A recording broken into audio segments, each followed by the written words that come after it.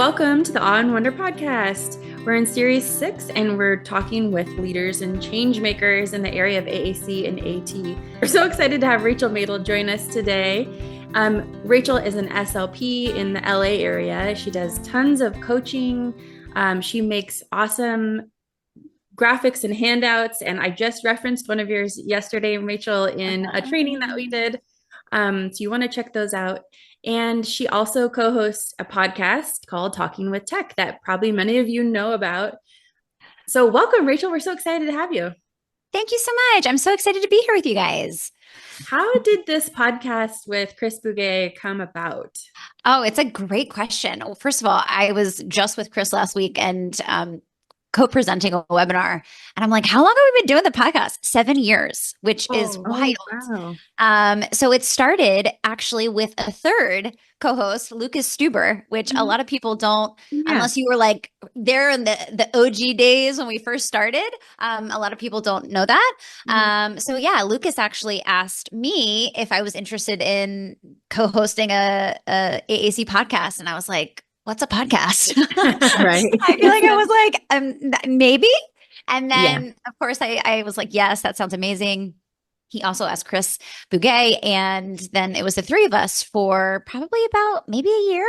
And then Lucas went on and he had a new job that was taking a lot of his time. And so he was like, you guys take over.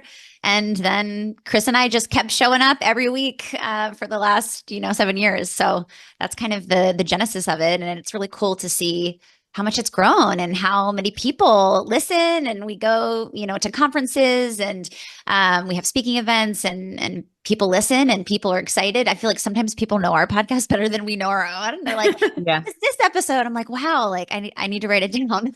Right. I mean, you guys have like over 300 episodes or something like that. Is that right? It's amazing. Yeah. And just the span of topics is great. I think didn't you just recently get like 1 million downloads, or there was some kind of download? Yes. And in November, we hit 1 million downloads, which was super exciting. And also the analytics of podcasts are hard to measure. And so I myself don't even download our episodes.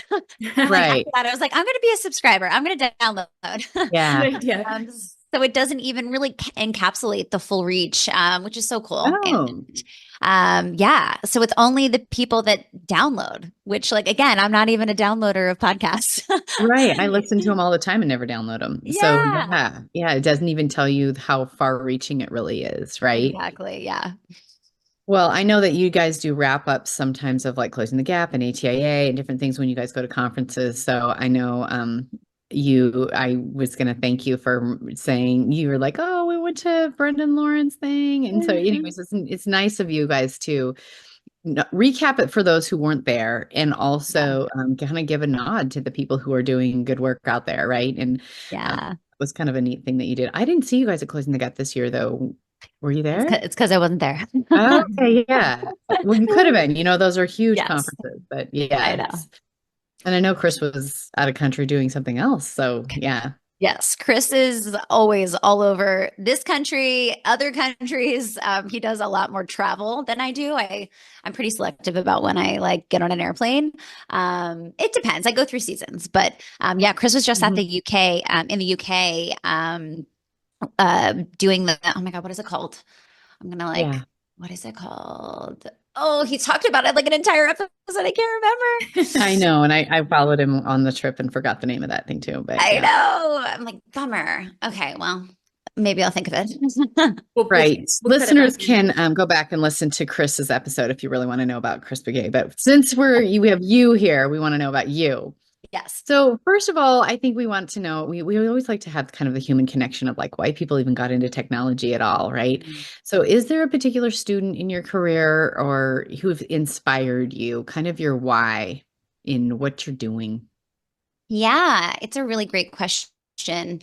I feel like there's been a lot of kind of pivotal moments in my career, especially with the students that I work with, because that's ultimately why I got into this work, is because I wanted to help students. And what's interesting is that I actually was working and doing a service trip abroad in Cambodia. And that was kind of the genesis of my whole online business. So I started a practice in LA 10 years ago. I just had my 10-year private practice anniversary, which was really exciting. And I can't believe 10 years has already passed. It feels like it was just yesterday. And then, I had been in private practice for a couple years, and I made an intention. I want to share what I know about AAC, and I want to do that abroad if I can. I love to travel. And so it felt like it was kind of fusing two, worlds for me, my love of travel and my love of, assistive technology and AAC. And so I ended up working with an organization in Cambodia, and they knew I was coming. The organization was bringing speech therapy to the country because up until that point, there was no such thing as speech therapy. So they were training clinicians, and they had a lot of people from overseas kind of there trying to kind of help set up this infrastructure through this organization called OIC Cambodia. Long story short, I reached out because I saw a news article, and I was like, do you need any support in the area of AAC?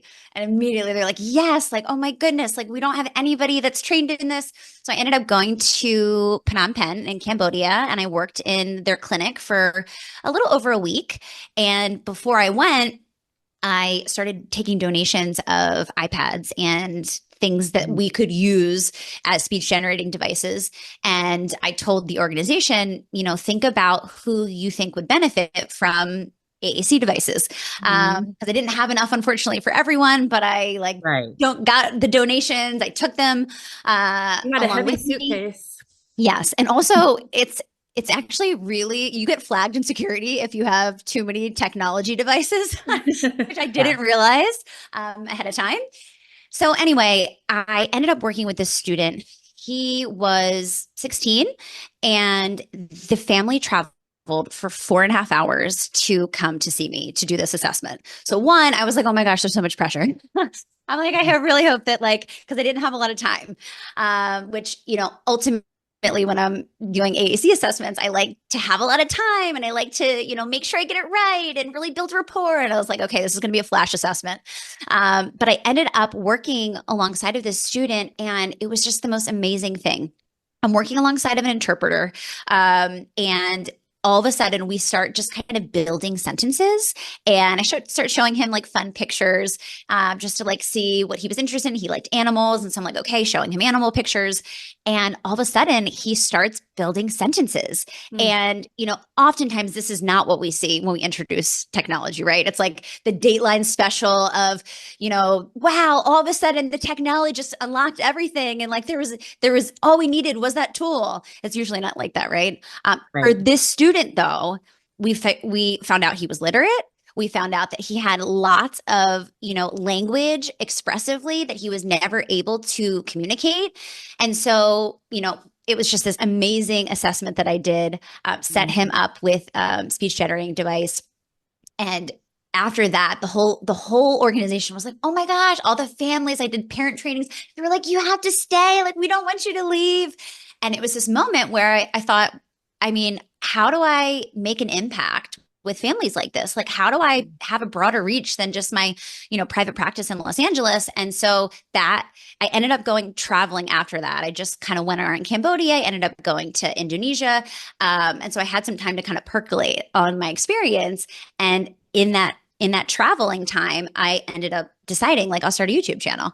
I'll just start a YouTube channel and see what happens. And then that YouTube channel led to the podcast. And then, everything has unfolded so beautifully from there. But that was really a pivotal moment for me, not only because it was such a magical moment to be able to give this individual, this family, that gift of communication, but also it really changed my trajectory as far as what I was thinking through from a business lens. What can I do? How can I scale my impact? And that's how my online business was born. So did you have a device that had their native tongue, or was this all in English? No, it was all in English. It was yes. It was just we and everybody was very much all the families there were like, we want English, everything in English. And I was like, okay.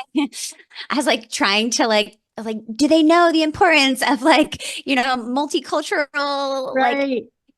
languages and all these things? And Yeah. they just were like very gung ho in English. I'm like, okay, like I'm not here to, Yeah. this isn't my hill to die on. So like, But I yes, think that in sometimes we English. can say like, oh, well, we don't have it in their native language. So Yeah, that can be our own mind block too. It's like, well, we have it in English though. And totally.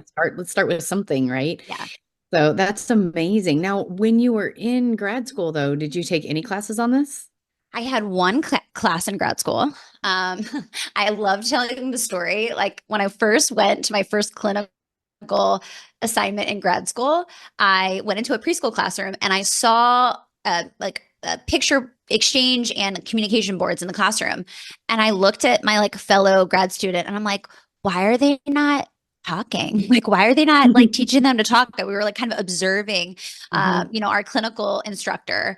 And it's just like so funny when I think back on that. I'm like, Yeah. wow, like little did I know that I was going to like take this path down Right. AAC.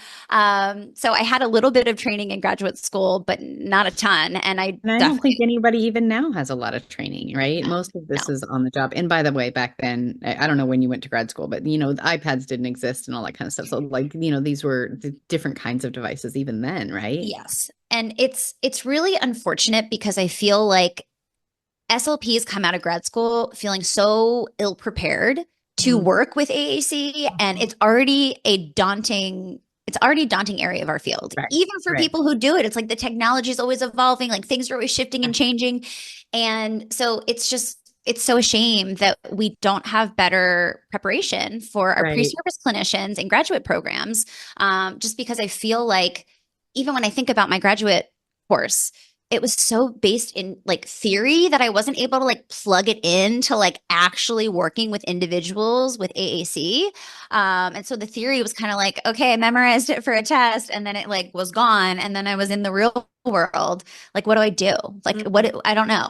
That's what I love about your story about your visit to Cambodia and inspiring you to take your training to a different level of reaching more people, because that's how I think people are learning now. Like it was YouTube then, right? But I mean, you're on Yeah. social media, you have so many things and available that people can just pick up and listen and get some little tips and like the Mhm. templates I was mentioning that you share. So I think it's just appreciate people like you when they're just sharing things just to get it out there, right? Like we just want Yeah. you to know this and it's available. So Yeah. Well, and I have to share too. It it's not like I was like, I'm going to start a YouTube channel. And then I was like, I'm going to dive in. The first time I ever posted a YouTube video, I was terrified. I was like, oh my God, I hate the way my voice sounds. I don't even know if I like what I'm saying.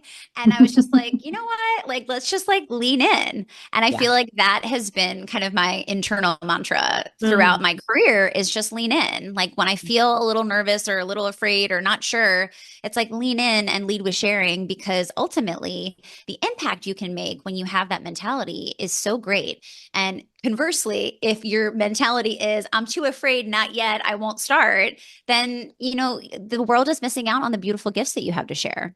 It's so true. Mhm. I think we've learned that from like when we're doing our interviews with leaders and change makers, everybody has a story of how they started and everybody is continuously learning. So it's Mhm. like, wait, if you're still kind of learning about this and you're still, not perfect, that's okay. And I could be not perfect too. Totally. Yeah, I think the imposter syndrome is real in this, and because like you kind of we're all looking around like who's the expert here, Yeah. and then it's like, well, until they come along, I guess I'm going to share what I know, and that's kind of how I think Totally. about it. It's like, well, I mean, if no one's talking about it, I'll talk about it, and then hopefully, somebody who knows more than me will step forward, which is why the podcast is so fun, right? Is to get people that do Yeah. know more than us about lots of things. Mhm. But I do feel like that you've reached so many more people. And I think even recently when I was doing an evaluation, someone was like, well, how do you know this stuff? How do you learn this stuff? And it's almost like, yeah, I know, right? How do Yeah. we learn this stuff? And there's a new device out tomorrow and there's a new app out tomorrow. Like it's always evolving and changing. And it's like, yeah, none of us feel like experts. I think maybe specialists in the sense that we do this all the time, but I mean, it's hard to be good at all things in this area. And so no one's claiming that. But Totally. sharing what you know is big because, like you said, the grad school stuff is theory. And sometimes it's old devices that you're even working on at that point. Yes. It's Yeah. so true. And it's like theory doesn't get you very far, unfortunately. It's like Oh, nice when you're like, oh, like I had so many aha moments and I was like, oh, I did learn that back in grad school. And like now I actually understand what it means. right. But I think that that's one of the challenges is like it's hard to apply the theory when you don't understand what it's like to work with individuals. Right. And it's just like by the time it's like you've learned all this theory, then you start your clinical work, and then you're like, oh, okay, I think I understand. But it's like it needs to happen kind of synergistically, I Mhm. think. And I understand there's limitations, obviously, in graduate programming, but Mhm. it's But I hard. mean, AAC, the nature of AAC is that it's so individualized. So even the Yeah, research, right, is case studies. totally. It's not like we have 50 AAC users that have only one variable, Yes. right? I mean, So so true. the research itself is limited in the sense that we can read an article and be like, oh, and that worked for that one person. Okay. Totally. You know, and Totally. that's really all we know. I mean, so I think that's why it's hard is because there's no way to do bulk research. Like, right, think about the research on like fixing an R or other things that Yeah. happen in grad school, right? Stuttering research or whatever. And Yeah. but it's like AAC users. Oh, there could be so many different diagnoses, so many different things. Totally. There's no way to do to have a definitive. It's like the bottom line is, and I was sharing what I learned at Closing the Gap, and I was like, the bottom line is that works for some people, Hmm. right? And that's all we know. And so you might just have one of those people on your caseload that Yeah. it works Yeah. for. That's Well, and I right. think too, it's just like it really underscores the importance of working collaboratively because we so often have cases that are really complex. And because two individuals are, exactly the same, we have to work together to figure out how to traverse some of these roadblocks. And I think that I'm not afraid to admit when I'm not sure and I don't know and I need to reach out for support. And I think that part of being a good clinician is recognizing that. And I think that there's an empowerment when you recognize that you don't have all the answers, but you're willing to work alongside of other professionals. You're willing to do extra research. You're willing to kind of go the extra mile for the individuals that you work with. And I think that's the most important thing because we get so hung up on like not knowing all the answers, especially younger clinicians. Yes. And it's like, I don't know all the answers, but I am committed to figuring it out and trying things and then coming back to the drawing board and trying something else. And I feel like you really need to have that persistence and dedication in this work because it's not usually just like, oh, okay, here's the device. And then everything just unfolds beautifully. It's like there's roadblocks that we have to figure out. That's so true. And I think we see that with families. They appreciate that. They appreciate you saying, I'm not sure about everything. I have some Yeah. ideas on this, but let's look at this together. My line is like, I wonder, Mhm. I wonder if we tried this. I wonder if we tried that because I'm not Mhm. I'm not sold on it and we're either gonna succeed or learn. I mean, those are kind of my two things. But I do think that younger clinicians really come out wanting to be very, very good at their jobs and for all the right reasons. But Yeah. it can become a roadblock. Like it's like I don't want to do something I'm not good at, and it's like you can't get good at this without doing it, and you don't stay good at it. You're Yeah. still always learning from your observations. And I Yeah. think but that's what makes it fun. But that's what keeps the brain churning on how we solve problems. So, Totally. what are some of those guiding principles that have endured the field in special education regarding the technology? Like, regardless of that, well, we didn't have the iPad then, and we do now, and all that kind of stuff. It's like, yeah, but it's not really about the technology. I mean, I think one thing that I share that I feel like is really powerful is because we're talking about a field that has two components. It's the technology, which is always changing and always evolving, and then there's language. And so like we know language and SLPs know language, and I think that it can help a clinician, especially if AAC is not their specialty, just feel like, okay, I do know language. And Mhm. I think that that is definitely something that, transcends the technology, which is, you know, finding things that are motivating. modeling language. Like we have these kind of guiding principles in the work that we do. And the technology is just something that is always ever changing. And I really believe that we need to focus more energy on the language intervention when we're working alongside of communication partners versus the technology. Like so often I see these trainings on AAC and it's like how to add a button. And I'm like, if you can YouTube it, like let's not waste our time when we have one-on-one time together talking about it, right? Yeah. Like I will send you a list of videos that can share all the different features of this system. And of course I can answer some quick questions, but like what I really want to get to when I'm alongside of a parent or a teacher or a paraprofessional is how do we actually do it? Like how do we actually like sit alongside of a student and model language and, you know, provide scaffolded support and all of these things. And so, you know, I like to encourage clinicians who are responsible for doing some of these AAC trainings, professional development, all of these things for their district or their organizations, focus on, you know, the implementation of things and the specific student that you are working with or the students, just because I feel like that's where we need to spend our energy because that's where, you know, we can't YouTube that. It's like real hard to YouTube that process. It was sometimes get intimidated by the technology, right? And then it's like you kind of focus in on that and where do we go next? What do we do? It's like, well, think about typical children and language development norms. What would you be doing with that student, right? Yeah. I was doing a full day presentation and someone asked me a question about a specific app and I was like, oh, okay, like let's see. And I tried to show them and I totally couldn't do it. I was like, oh, I don't actually know how to do this. But it was this moment where I was like, see you guys, like, I don't know, like, I'm up here teaching you all day. And like, I don't know how to do this. And then I was like, but here's how I figured out. And in that moment, I YouTubed it. And I'm like, see, like, I can find it. And I just feel like it's a perfect example of how, like, I don't know all of the features of every tool that's on the market because it always changes. And I don't remember, you know, how to do this on this app and versus this app. And it's like, those are the things that we can figure out very easily if we need to.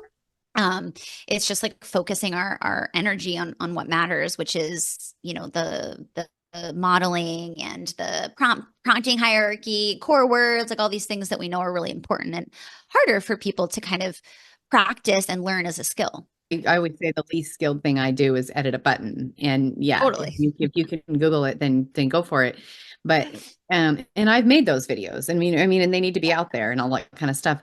But it's the implementation. And I do think that is something that's always interesting when you go to train a speech therapist. It's like, oh, I don't know how to do this. And it's like, yes, but you know, what would you do with a verbal child? I feel like I say that a lot. It was like, would you do that with a verbal child? Like, so you're trying to expand their language.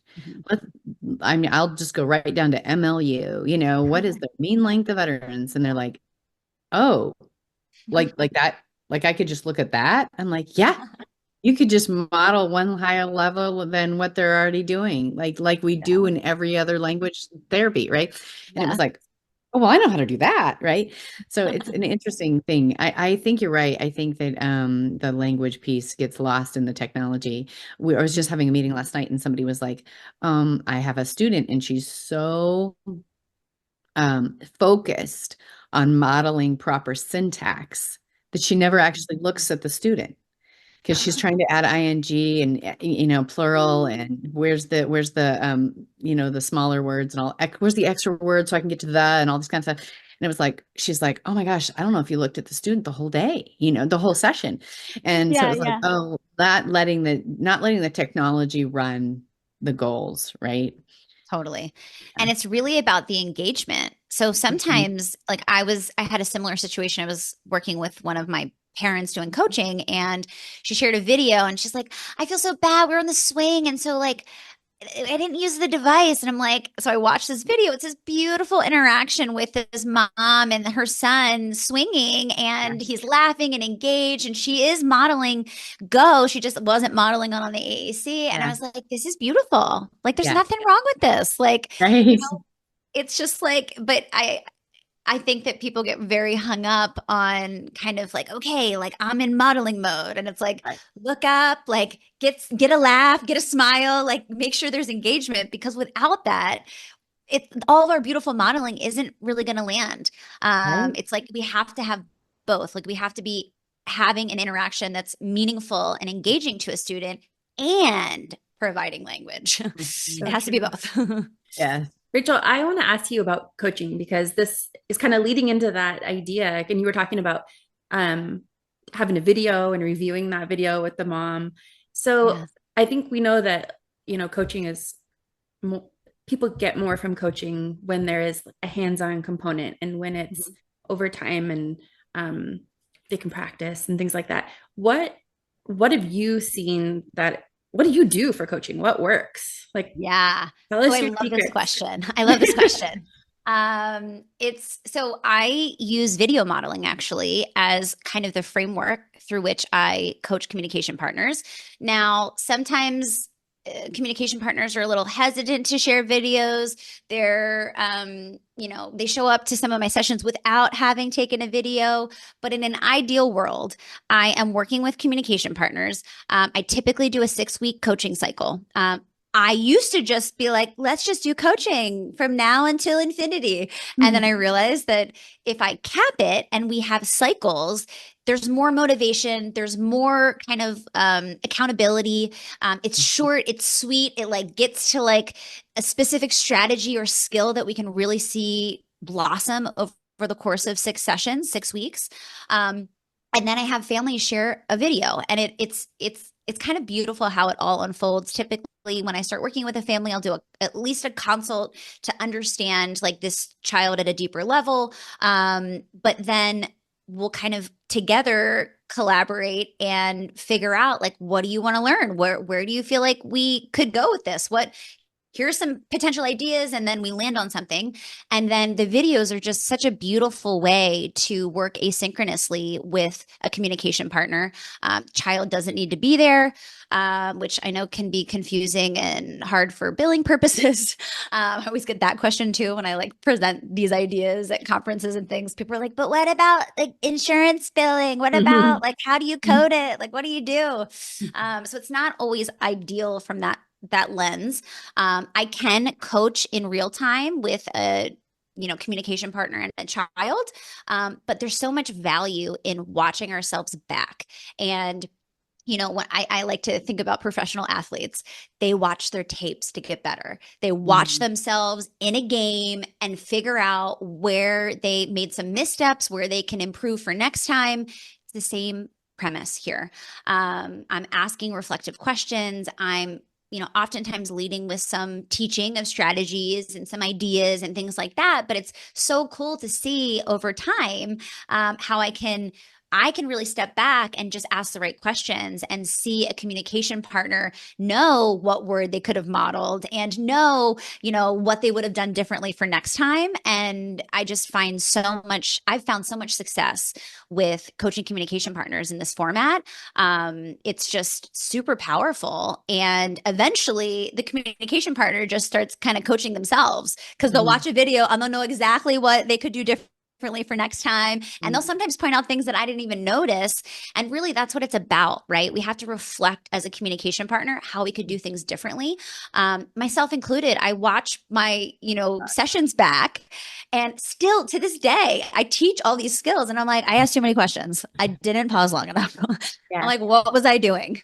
Yeah. But I think it's just a testament to the fact that we're always learning. We're always growing. There's never like this finish line where I'm like, oh, here I am. I'm a perfect communication partner.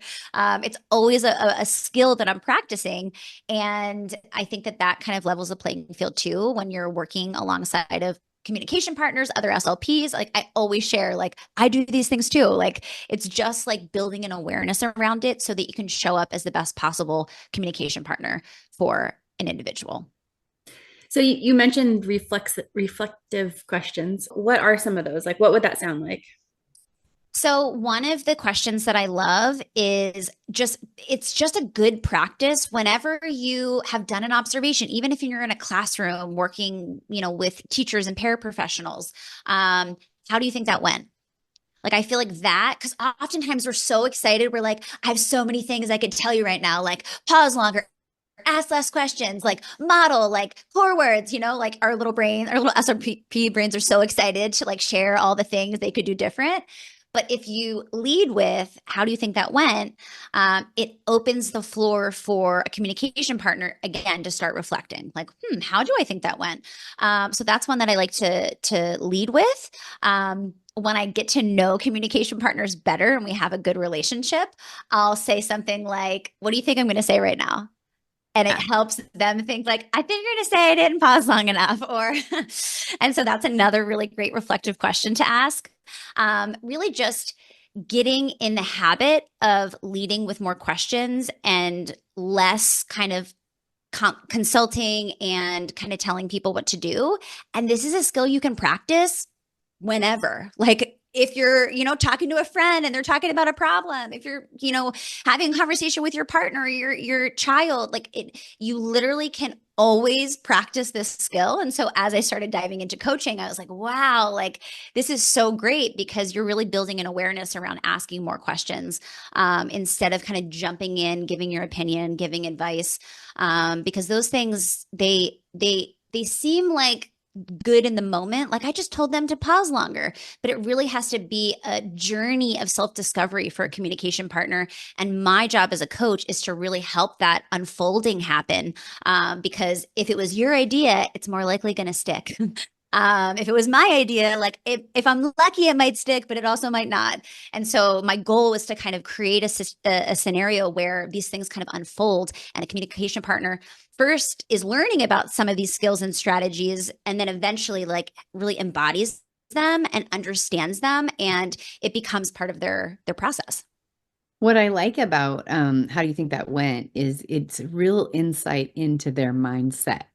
Yeah. Right? Because it's like, Totally. well, they didn't say the word I wanted them to say. And it's like, oh, so there's a right answer. In their mind, there's a right answer. Like when you say, how do you think that went? It's a direct, that answer is like, okay, this is where they're coming from. And this is how they're measuring success. Yes. And maybe we need to shift that number of responses on the device or whatever, or the right response or answer, asking, find the da-da-da. Like you get insight into like, oh, so you're saying you're measuring their success this way. This is how you're defining communication. Maybe we need to define communication differently. Maybe we need to give you some inch marks instead of mile markers on what is success in this field so that you can feel successful, even though that doesn't look like what you think it looks like. And Yes. the mindset is you need insight into the mindset, right? And Totally. it's hard to do that unless you let them tell you what their observations were, right? Totally. Yes, it's exactly right. And there's so much information that you can glean from asking the right questions. And it's like one of my like best ninja AAC strategies is like ask more questions. Like that's the way to learn what is the roadblock here. Because sometimes it's like, well, the teacher's never using the device. And then the question is why? And if you ask the right questions, you can get the information to then educate that teacher a little bit more or build some, a stronger connection and trust and rapport. Like, it's like, I feel like they don't trust me. So I just think if you ask the right questions, it's just so valuable in figuring out some of the nuances of this work and where you can kind of guide the therapy journey. So speaking of mindsets, what mindsets or systematic hangups do we need to avoid to stay creative in problem solving? What do you think are some of those big roadblocks? I think that we can get really bogged down in all of the like nuance and details and this like perfectionist mindset, myself included. I'm a recovering perfectionist, so I get it. However, it's like, we need to zoom out and realize like we're doing the best we can with what we've got. And because I feel like a perfectionist mindset will freeze an individual, whether that's an SLP or a parent. If we feel like, oh my goodness, I'm not doing it and I'm not doing it right, then all of a sudden we don't want to do it. And so I think that ultimately that is something that I see a lot, and giving people permission to do what they can and to meet them where they're at. And that's a lot of the work that I do with communication partners if I'm doing clinician coaching, it's like making people realize that they know more than they think they know, especially a parent. Like a parent knows their child better than anyone. And Right. so I'm really, underscoring that for parents, because I feel like they're like, I don't know what to do. I'm like, yes, but you know your child. You know your Yeah. child. Mhm. And so it's like really figuring out how to empower communication partners when they are overwhelmed, when they do feel daunted. So I feel like that perfectionist mindset can be just really detrimental. If we're doing a little bit better every time, like that's a win. I think that, we can sometimes have very unrealistic expectations for ourselves. We also can have very unrealistic expectations for our students. I think giving our students more grace and compassion as they're learning language. One of my favorite activities to do in my full day course is I give an iPad without the labels. So it's just symbols. And I have someone come to the front and I say, okay, like you have to make as many sentences as you can in the next, 3 minutes. And then I reveal to the audience, like the screen, I'm sharing my screen. And then I'm like, okay. And I give the individual the AAC device, but there's no labels. And so what happens is I'm like, okay, give me that. That's a sentence. Give me that. And they're like frozen because they don't have the words, right? They don't have the labels. They only have the symbols. And one of two things happens. Either people just start pressing it and they're trying to figure out where the words are, or they're frozen in fear. And then people in the audience are like, it's the one to the left. It's the one at the top. And so it's such a powerful experience, because this is what our students experience. If they don't have language yet and they don't have literacy, it's like what else would they do? Like, yes, of course, we're going to see kids exploring on an AAC device, touching buttons, listening, touching another button, listening. And so I think that, this experience really exemplifies the fact that, can we meet our students with a little more compassion? Can we give them the patience and the time and the grace to actually learn how to use this device and not expect perfection? Because I feel like so often we're like, oh, like I hear he's not using it functionally. And it's just like, my follow-up question is like, never? They're never using it functionally. Like, oh, well, he actually is using it for snack time. And they start listing all these things. I'm like, oh, okay, so we were just expecting perfection. Like they use it perfectly within all of the routines and contexts, the experience. And so I feel like, again, just like circling back to this like perfectionist mindset for ourselves and for our students, it's just so harmful. Like, let's give everyone some more grace, compassion, patience, like all these things. And we can be a lot more successful if we do that. So true. And I think sometimes too, people can get, on a core word kick or something where it's like, we have to master these words before we get more words. It's almost like you have to do something, you have to behavior to earn more words, which of course a verbal child doesn't have those restrictions, right? And, or same goes with, they better master a 4-button grid before we can go to an 8-button grid, like something very limiting. And again, I think that's that perfectionist piece, like, right? We want people to be 80 or 90% at something before we add more. And it's like, oh, that's just not the way language development works. No. And so I think you're right. I think wanting to measure success and have that that data, not that we're not data driven, but data driven, that's the only way we're measuring things, can be definitely limiting to moving forward with language. No, absolutely. Do you think part of that, Rachel, has to do with how we write our goals for students? Yes. Yes, I do. And I understand that we have to write goals and we have to show progress on goals, especially if you're in a school district, if you're taking insurance in a private practice. I get it. Like we're all beholden to goals and making progress. But I think that we can write goals that measure progress. So I like writing goals for AAC for if the student can be independent initiation. So that's not looking at necessarily accuracy, right? If the student tries to say something to me, I'm like, yes, like you said it, you tried to say something on your own, like that's a win. And I can mark that as the student is making progress, right?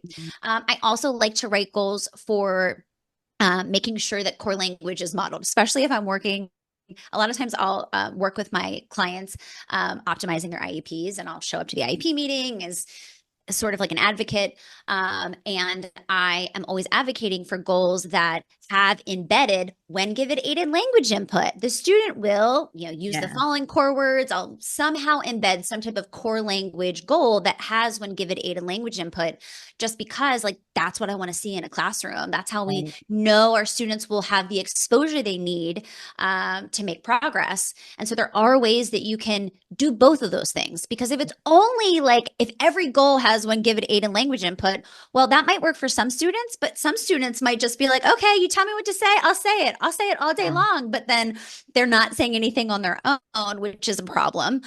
So I like to think through kind of both of those lenses. How do I make sure there's an optimal amount of modeling happening for the student? And we're also building the skills of independent initiation. Again, if the student can be independent, not every student can be independent, but all students can be autonomous. And so really trying to focus on that, because so often I see kids are in this vicious cycle of kind of prompt dependency where they're only responding to questions. They're only talking or communicating when someone's telling them to. And so we also need to build a strong foundation for initiation of communication to really support our students. So those are some examples of some goals that I think kind of do both of those things. And I think you can be really strategic with the goals that you're creating for your students. I think that's really helpful definitely for SLPs listening. And then, for teachers too, so that we can talk about how do we build these goals into what I'm doing in class. So it's not just your thing, my thing. So what advice do you have for people that are wanting to help the field grow forward? Lead with sharing and start before you're ready.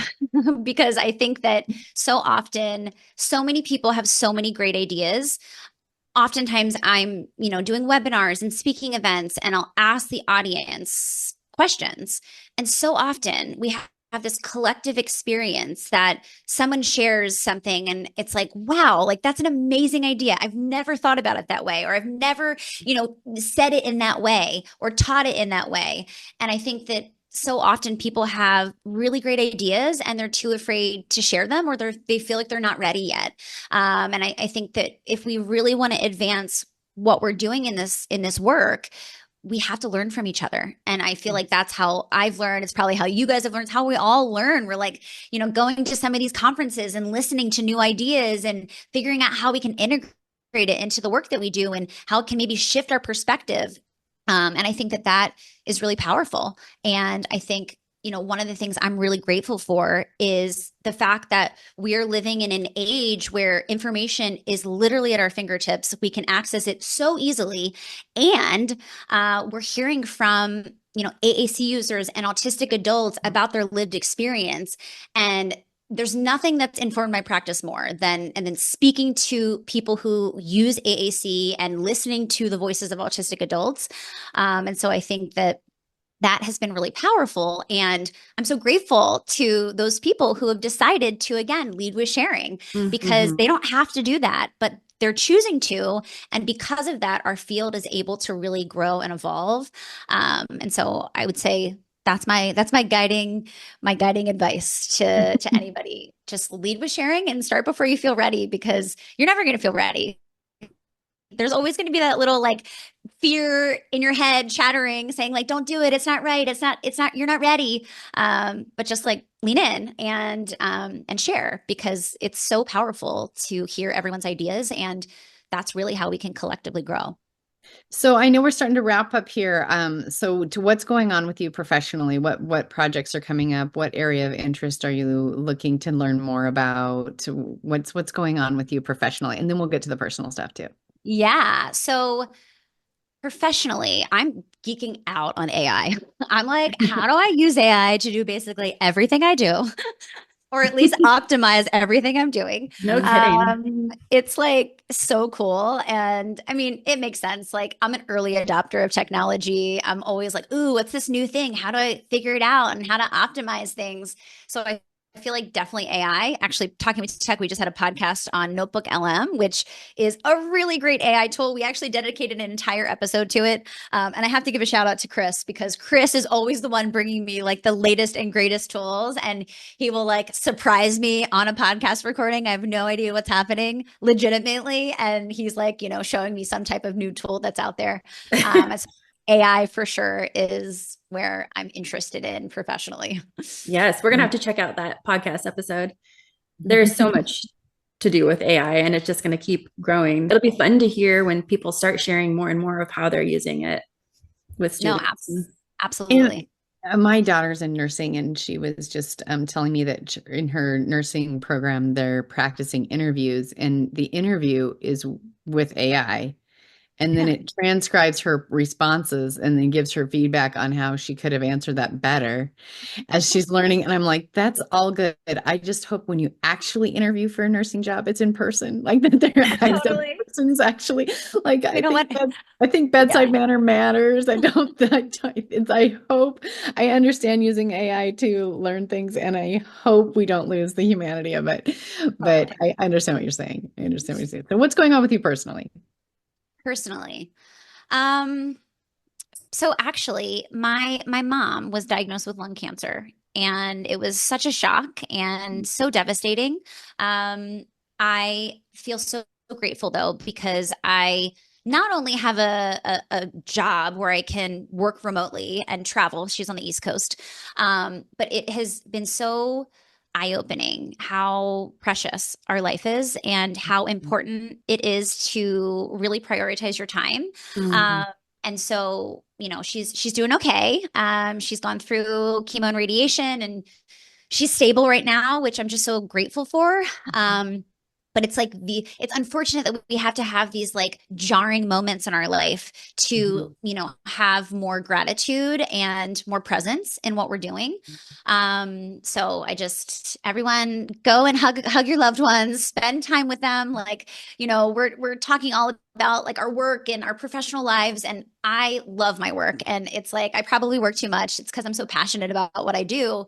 However, like we have to have that balance. We have to spend time with the people that we care about and the connections that we have. And yeah, I've been really proud of my mom too, because she has shown up so strong, like such an inspiration. She has had the most amazing mindset. And I was able to spend a month with her while she was finishing up treatment. And, we were working on the mindset, and I was circling back to, the mindset that we have to have with the students that we work with using AAC. It's like we have to believe that communication is possible. If you believe that you're healing, you're healing. If you believe that you're sick. And so it's just like was like full circle for me, like thinking through, my mom's mindset, and she's had such a strong mindset, and I feel like so blessed I've been able to help her with that mindset.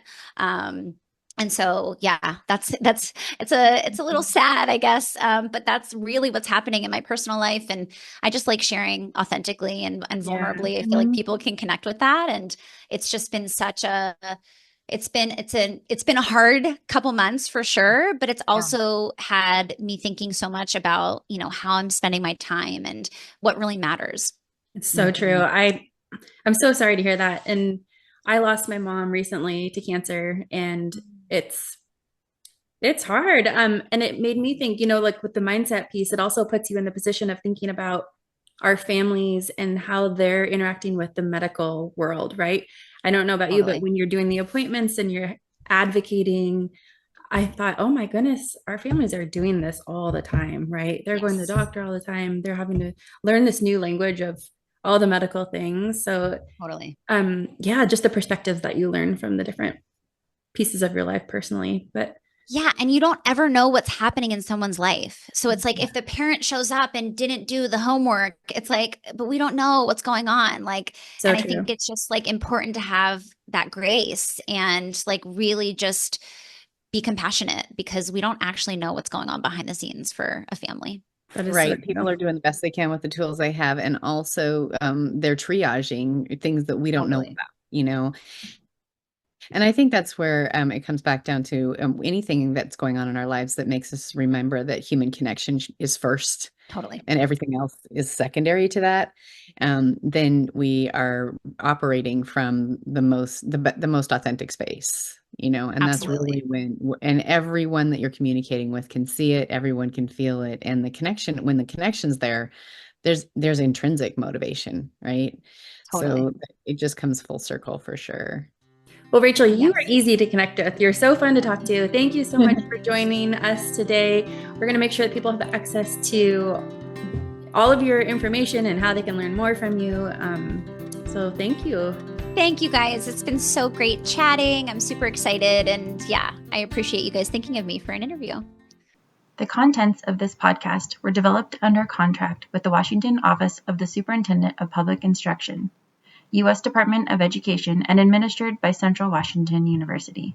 However, those contents did not necessarily represent the policy of the OSPI and CWU, and you should not assume endorsement by the federal and state government.